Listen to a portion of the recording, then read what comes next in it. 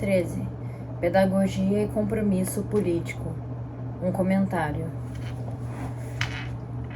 Educação é uma questão política para pessoas exploradas e oprimidas.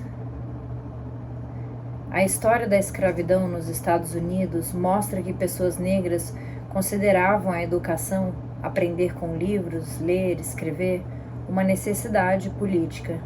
Essa atitude se justificava pela luta para resistir à supremacia branca e aos ataques racistas. Sem a capacidade de ler e escrever, de pensar crítica e analiticamente, o escravizado, mesmo depois de liberto, permanecia preso para sempre, dependendo da vontade do opressor. Nenhum aspecto da luta pela libertação negra nos Estados Unidos tem carregado tanto fervor revolucionário quanto o esforço pelo acesso à educação em todos os níveis. Da escravidão até o presente, a educação tem sido reverenciada nas comunidades negras, embora também se desconfie dela. A educação representou um meio de resistência radical, mas também levou uma divisão de casta, classe, entre o educado e o não educado, pois significou que a pessoa negra letrada podia adotar mais facilmente os valores e as atitudes do opressor. A educação podia ajudar a assimilação. Se não dava para se tornar o opressor branco, podia-se pelo menos falar e pensar como ele ou ela. E, em alguns casos, as pessoas negras estudadas assumiam o papel de mediadores, explicando sobre as pessoas negras não escolarizadas para as pessoas brancas. Dada essa história, muitos pais negros encorajaram os filhos a adquirir uma educação, enquanto, simultaneamente, nos aconselhavam sobre o perigo da educação. Um perigo bastante real, como muitas famílias negras tradicionalmente percebiam, era que a pessoa negra educada perdesse o contato com a realidade concreta da experiência negra cotidiana. Livros e ideias eram importantes, mas não o suficiente para se tornarem barreiras entre a participação individual e a comunitária. Considerava-se que a educação tinha o potencial de alienar pessoas da comunidade e da consciência de nossa situação coletiva como pessoas negras. Na minha família, enfatizava-se constantemente que aprender demais com os livros podia levar à loucura. Entre as pessoas negras comuns, considerava-se como loucura qualquer perda da capacidade de se comunicar efetivamente com os outros, da habilidade de lidar com os assuntos práticos. Essas atitudes ambivalentes com relação à educação têm dificultado aos estudantes negros se adaptar e ter sucesso no ambiente educacional. Muitos de nós descobriram que alcançar o sucesso na própria educação que haviam nos encorajado a buscar seria mais fácil se nos separássemos da experiência do povo negro, da experiência desprivilegiada da classe baixa negra, que era a nossa realidade de base. Essa posição ambivalente com relação à educação tem tido um impacto tremendo na minha psique. Dentro da comunidade de classe trabalhadora onde cresci, aprendi a desconfiar da educação e de pessoas brancas.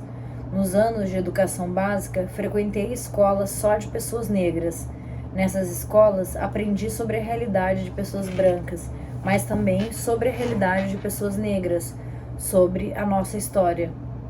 Lá fomos ensinados a ter orgulho de nós mesmos como pessoas negras e a trabalhar para elevar a nossa raça. Habituados a experimentar, como eu fiz, um ambiente educacional estruturado para atender às nossas necessidades como pessoas negras, fomos profundamente afetados quando aquelas escolas pararam de existir e quando fomos obrigados a frequentar as escolas de brancos. Na escola de brancos, nós não éramos mais pessoas com uma história, uma cultura. Não existíamos como nada além de primitivos ou escravizados. A escola não era mais um lugar onde se aprendia sobre como usar a educação como meio de resistir à opressão da supremacia branca.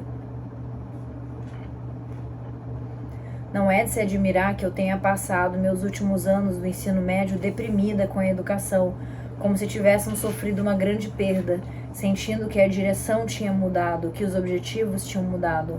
Nós não éramos mais ensinados por pessoas que falavam a nossa língua, que compreendiam a nossa cultura. Éramos ensinados por estranhos. Além disso, dependíamos daqueles estranhos para nos avaliar, para sermos aprovados. Aprendemos a não desafiar o seu racismo, pois eles exerciam poder sobre nós. Embora nos dissessem em casa para não desafiar os brancos abertamente, também nos diziam para não aprender a pensar como eles.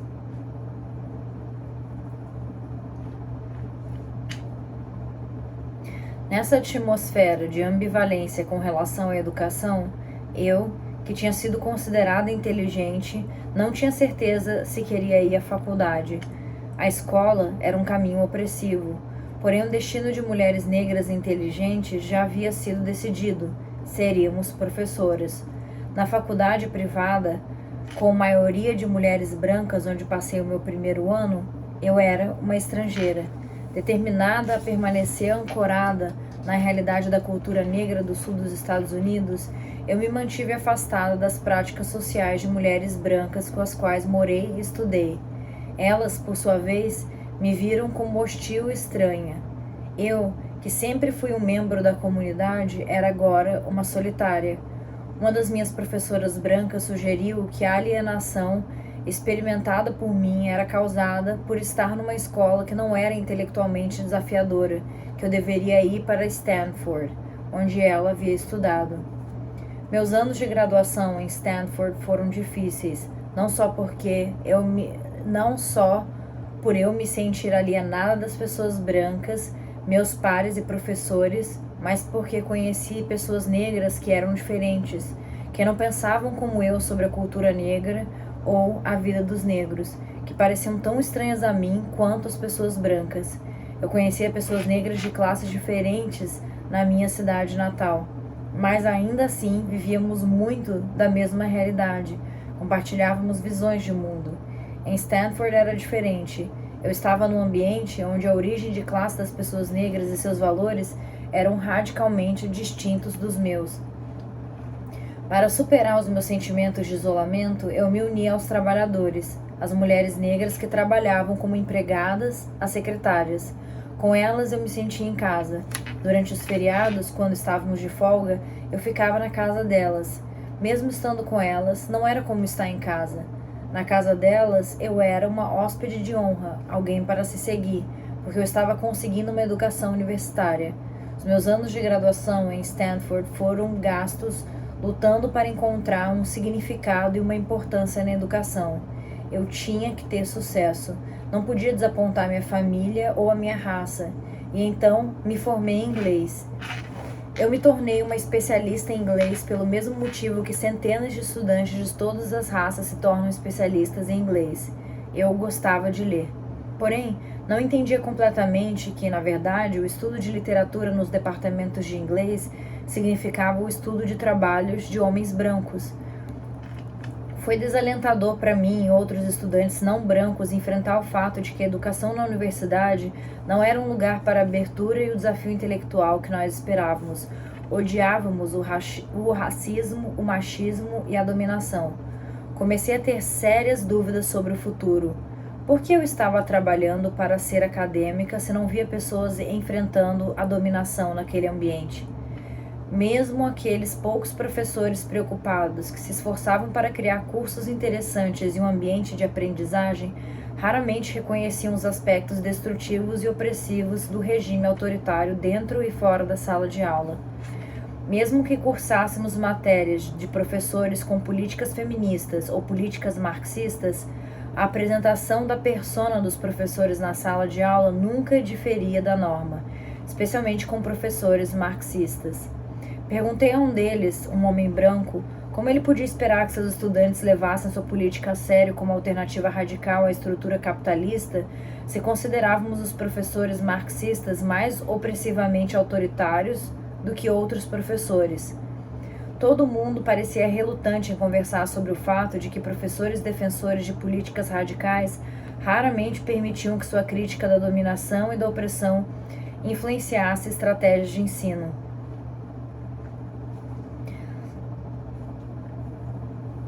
ausência de qualquer modelo de professor que combinasse uma política radical de oposição à dominação, como a prática dessa política na sala de aula fazia com que eu me sentisse consciente da minha habilidade para fazer diferença. Assim que comecei a ensinar, tentei não imitar meus professores de nenhuma forma.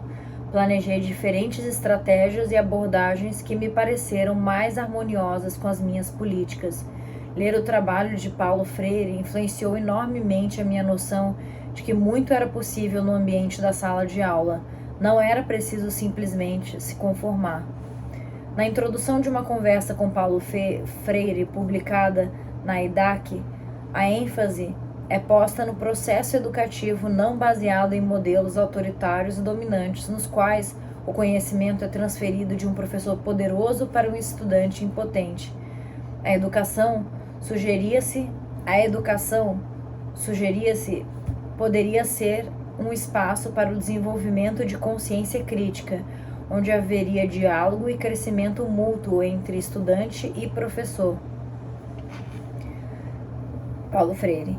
Se aceitamos a educação em seu sentido mais rico e mais dinâmico de aquisição de capacidade crítica e intervenção na realidade, imediatamente sabemos que não há educação neutra.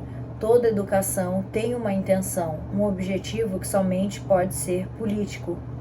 Ou se mistifica a realidade, tornando-a impenetrável e obscura, o que leva pessoas a marcharem às cegas através de labirintos incompreensíveis, ou se desmascara as estruturas econômicas e sociais que estão determinando as relações de exploração e opressão entre as pessoas, derrubando os labirintos e permitindo que as pessoas caminhem em sua própria estrada.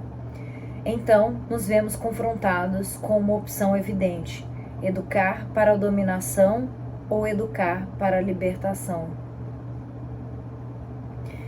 Em retrospecto, parece que meus professores mais radicais ainda estavam educando para a dominação. E eu me perguntava se era assim, porque não conseguíamos imaginar como educar para a libertação na universidade corporativa. No caso de Paulo Freire,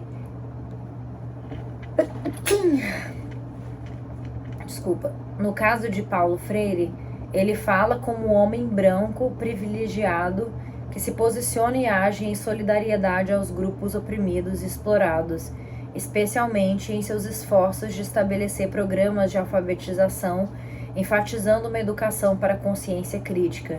No meu caso, como mulher negra de classe trabalhadora, eu me posiciono e ajo como membro de um grupo oprimido e explorado que conseguiu adquirir um grau de privilégio. Enquanto escolho educar para a libertação, o lugar do meu trabalho tem sido dentro dos muros de universidades ocupadas em grande parte por estudantes brancos privilegiados e poucos estudantes não brancos.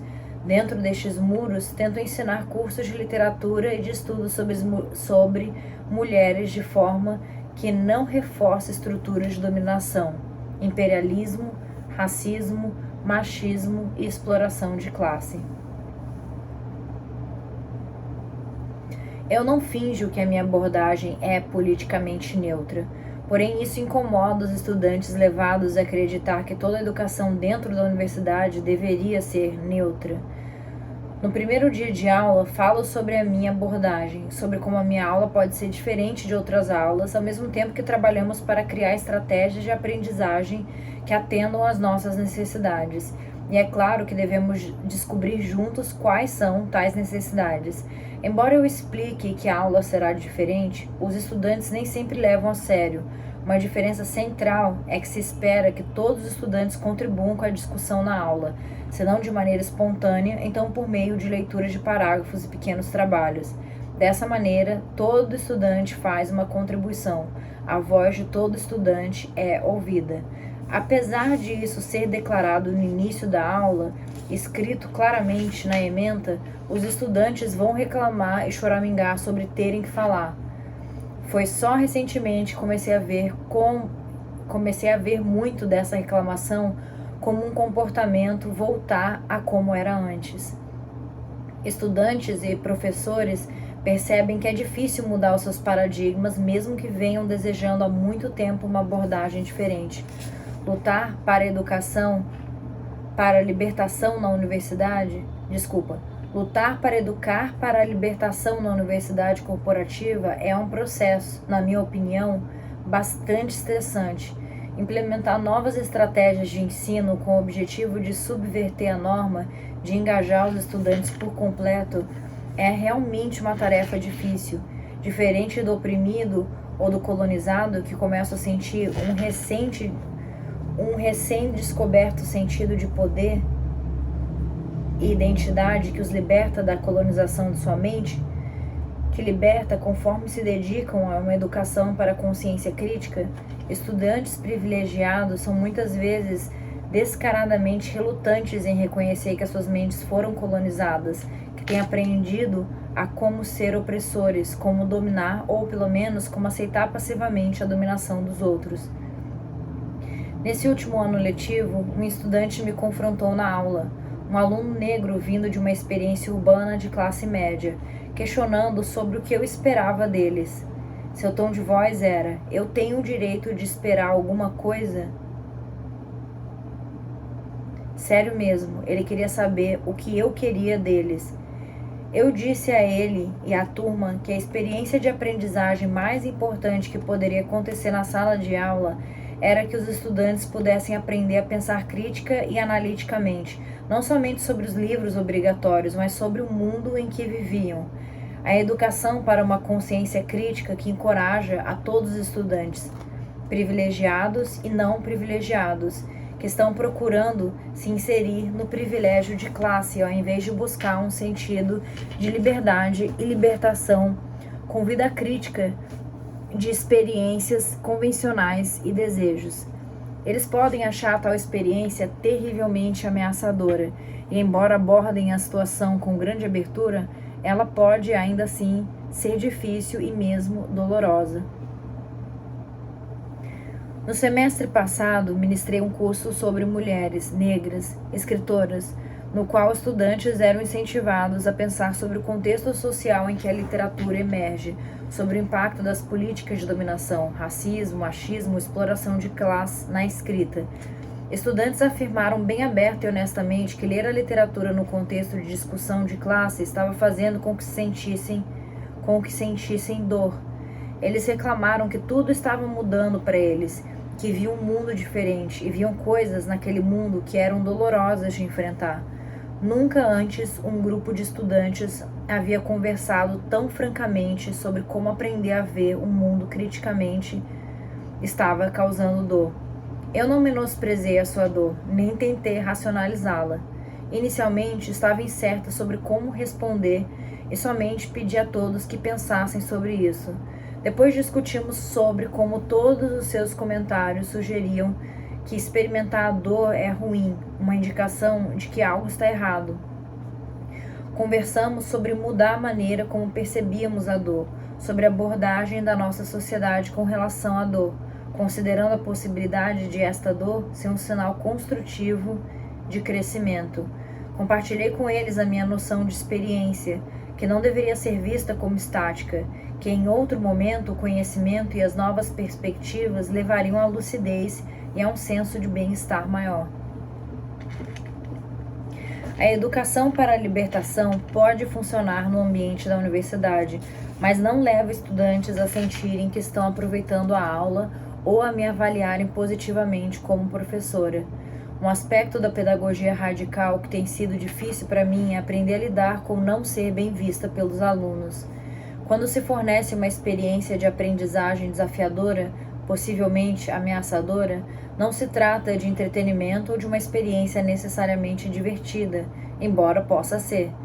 Se uma das principais funções de tal pedagogia é preparar os estudantes para viver e agir mais completamente no mundo, então, em geral, é quando eles estão naquele contexto, fora da sala de aula, que mais sentem e experimentam o valor do que compartilharam e aprenderam. Para mim, isso significa muitas vezes que a resposta mais positiva que recebo como professora vem depois que os estudantes saíram da sala, e raramente durante a aula. Recentemente, eu conversava com um grupo de estudantes e docentes da Universidade Duke sobre exposição e vulnerabilidade.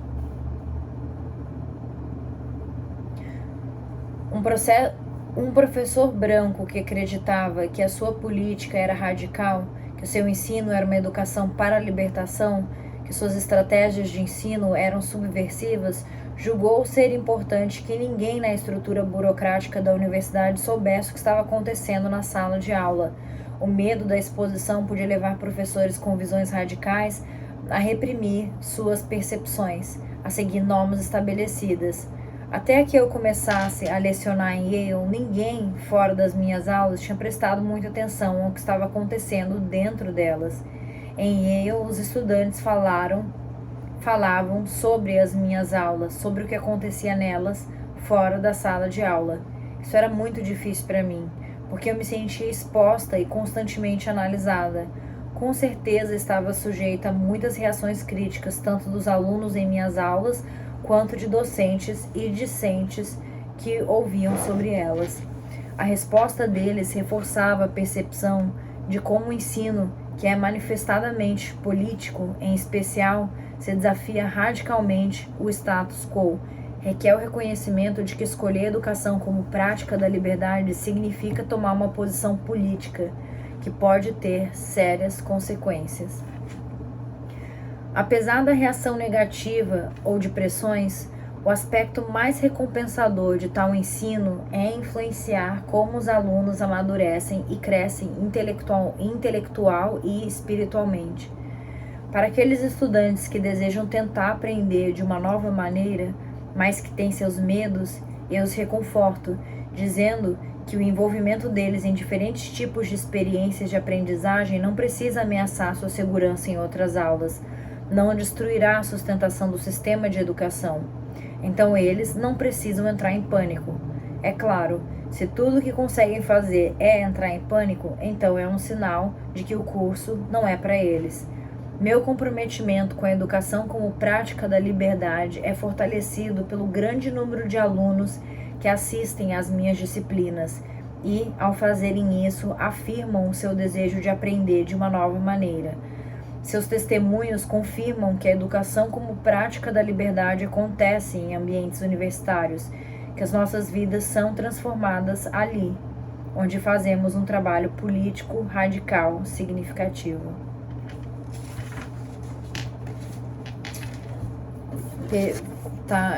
Me deixou a curiosidade de como é uma aula dela e a vontade de ter podido participar de alguma aula dela, né?